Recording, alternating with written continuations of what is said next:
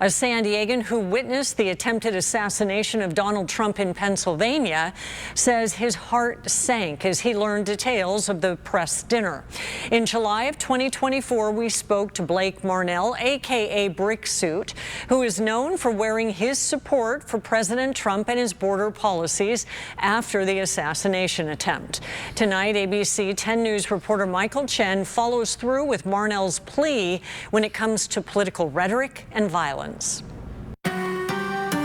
It's been nearly 2 years since Blake Marnell had a front row seat to the attempted assassination of then candidate Trump in Butler, Pennsylvania. Those memories quickly flooding back as news of the press dinner shooting unfolded. This is a photo Marnell posted on X Saturday after initial details of the shooting were announced during a rally in Scottsdale, Arizona, supporting efforts requiring proof of citizenship in federal elections. There was a gasp that went out. What is your immediate reaction?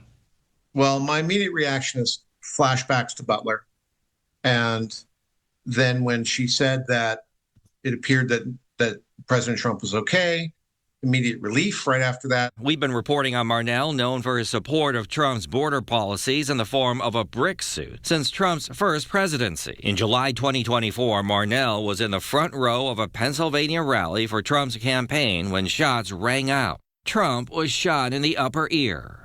I thought they were just firecrackers. People were screaming, people were praying, people were saying, get down, get down. Less than 2 years later. Definitely sad that it's happened again. The memories of that day in Pennsylvania flashing in his mind as the speaker at the Arizona rally held a moment of silence and said a prayer. We definitely need more civility. In the wake of another example of political violence, Marnell with this plea when it comes to political discourse. I would just like to see less hyperbole, less vilifying of political opponents, less demonization of opposing viewpoints. And I think that will go a long way towards helping to prevent this from happening in the future. Michael Chen, ABC 10 News.